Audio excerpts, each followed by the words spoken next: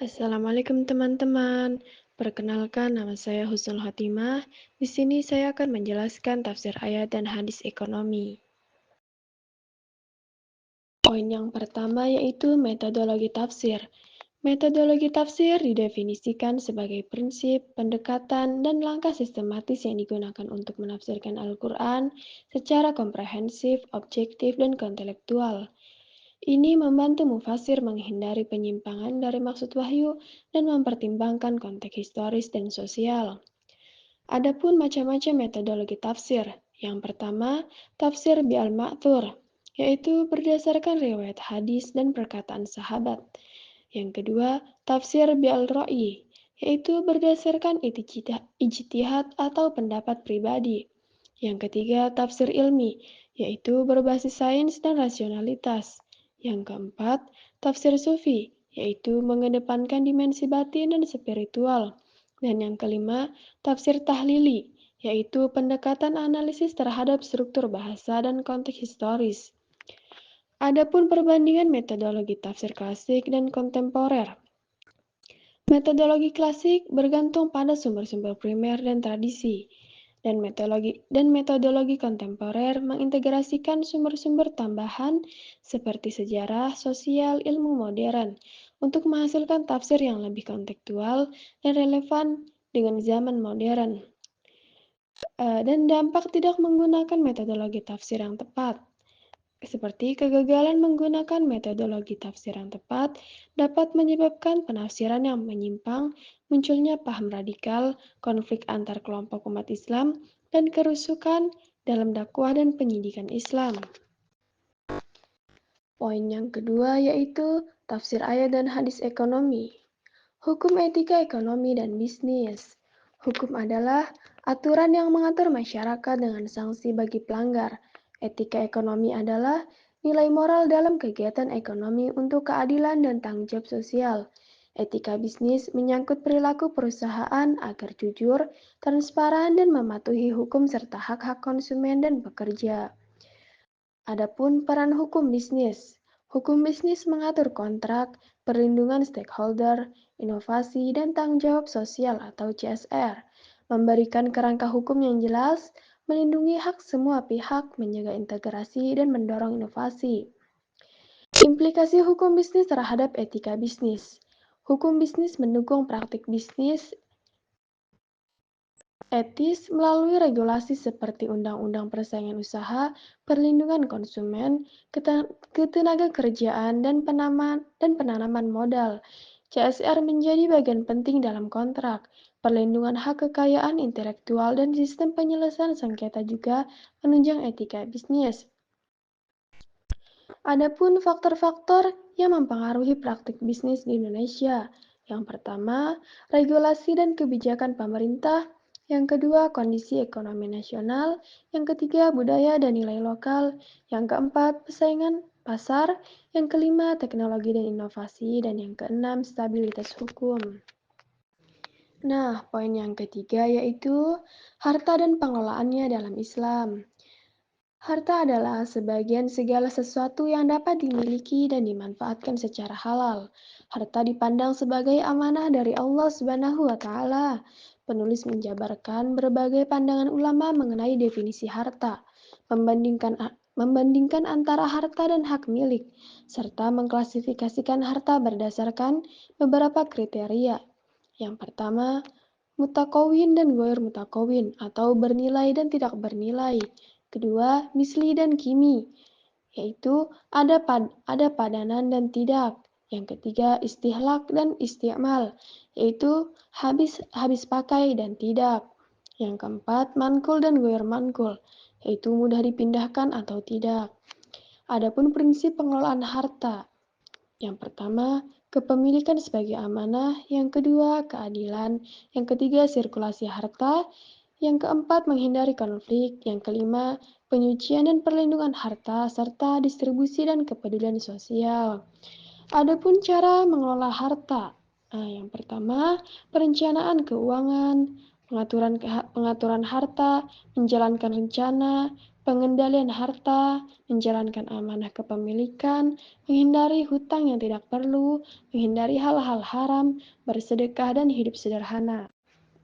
Poin yang keempat yaitu larangan riba dan implikasinya dalam ekonomi dan bisnis. Yang pertama yaitu riba. Riba secara etimologis berarti tambahan atau kelebihan. Dalam Islam, riba merujuk kepada tambahan yang tidak sah dalam transaksi pinjam-meminjam atau jual beli.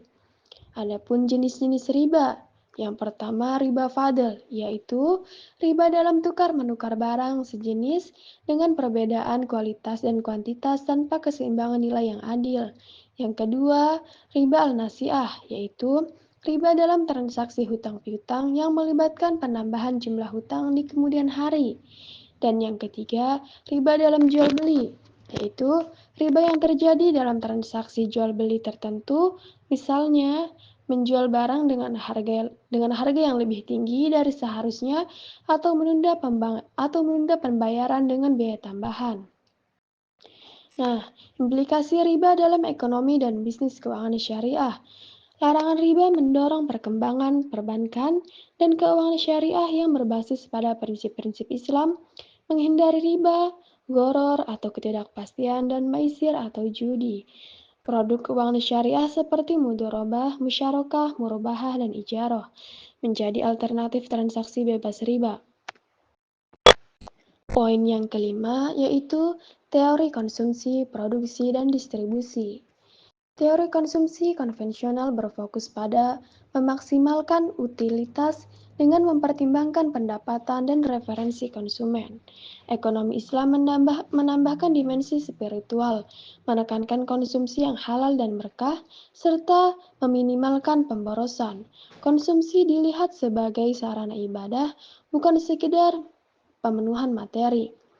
Rasionalitas konsumen dalam Islam mencakup mempertimbangkan manfaat atau maslahah dan berkah, serta pemenuhan kebutuhan dasar dan zakat. Nah, produksi dalam sistem ekonomi Islam. Produksi didefinisikan sebagai pemanfaatan sumber daya alam yang sudah ada, bukan penciptaan materi. Prinsip-prinsip produksi Islam menekankan keadilan, kerjasama, penggunaan sumber daya secara efisien, dan menghindari praktik haram seperti riba. Adapun faktor-faktor produksi seperti alam, tenaga kerja, modal, organisasi, dikaji, dan pentingnya faktor non-material atau kekuasaan Allah. Nah, adapun distribusi dalam pandangan ekonomi syariah. Distribusi dalam ekonomi Islam mencakup pengaturan kepemilikan dan penyaluran harta kekayaan. Tujuannya adalah mengurangi ketimpangan pendapatan dan mewujudkan keadilan sosial. Islam memperbolehkan kepemilikan pribadi dan umum, namun dengan aturan yang jelas tentang perolehan, penggunaan, dan warisan. Distribusi harus menjaga pihak-pihak yang berhak, mencakup zakat dan kewajiban sosial lainnya. Prinsip keadilan dan menghindari riba, goror, atau ketidakpastian adalah kunci distribusi yang alami. Poin yang keenam yaitu al-ujroh dalam pandangan Al-Quran.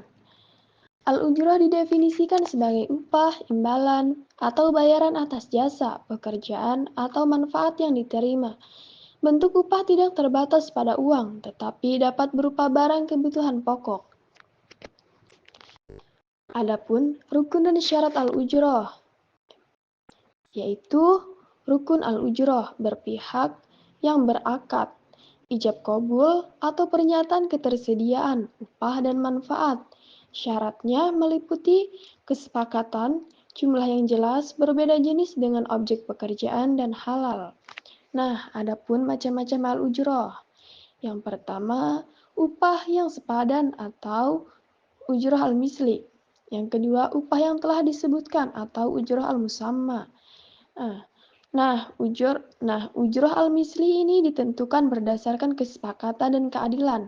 Sedangkan al-ujroh al-musamma harus sesuai dengan kesepakatan awal dan tidak boleh dilanggar.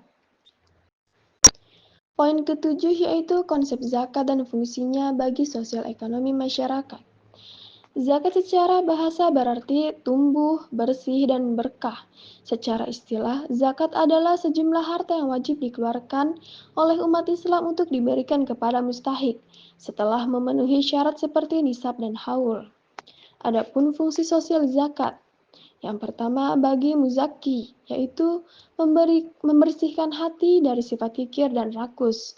Yang kedua bagi mustahik, yaitu mengurangi kecemburuan sosial dan meningkatkan rasa syukur.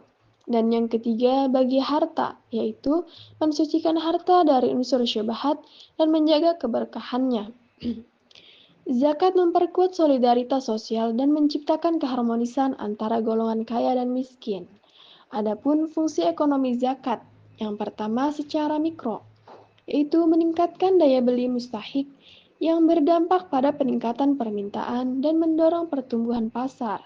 Yang kedua, secara makro, yaitu mengurangi pengangguran dan kemiskinan, mendorong investasi, serta menciptakan pertumbuhan ekonomi yang adil dan berkelanjutan. Nah, zakat juga mendorong masyarakat untuk mengelola hartanya secara produktif agar tidak terus terkikis oleh kewajiban zakat. Poin yang kedelapan yaitu konsep rezeki dalam Al-Quran. Kata rezeki berasal dari kata bahasa Arab yaitu rizkun yang berarti pemberian. Dalam tafsir Quraisy Shihab, rezeki adalah segala hal yang bermanfaat, baik fisik maupun spiritual. Adapun bentuk-bentuk rezeki dalam Al-Quran, yaitu rezeki material seperti harta, makanan, dan tempat tinggal. Kedua, rezeki non-material, yaitu seperti iman, ilmu, dan ketenangan batin. Yang ketiga, kesehatan dan kekuatan fisik. Yang keempat, hubungan sosial seperti keluarga, teman, dan lingkungan baik. Dan yang kelima, waktu dan kesempatan untuk berbuat baik. Nah, cara memperoleh rezeki menurut Al-Quran. Yang pertama, bertakwa kepada Allah Subhanahu wa Ta'ala. Yang kedua, berusaha dan bekerja keras. Yang ketiga, berdoa dan bersyukur. Yang keempat, bersedekah dan menjaga silaturahmi. Dan yang kelima, beristighfar atau memohon ampun kepada Allah. Dan yang keenam, menghindari kedoliman dan mencari rezeki dengan cara lain, dengan cara halal. Adapun hikmah pembagian rezeki oleh Allah Subhanahu wa Ta'ala. Yang pertama, sebagai ujian untuk menguji keimanan dan kesabaran manusia. Yang kedua, menanamkan tawakal kepada Allah Subhanahu wa taala. Yang ketiga, mendorong kepedulian sosial dan saling membantu antar sesama. Yang keempat, menunjukkan bahwa rezeki bukan hanya harta, tetapi juga kesehatan, ketenangan, dan keluarga. Dan yang kelima, menciptakan dinamika sosial agar manusia saling membutuhkan, mengajarkan untuk tidak iri dan lebih bersyukur. Sekian dari saya, dan maaf bila ada salah kata. Wassalamualaikum warahmatullahi wabarakatuh.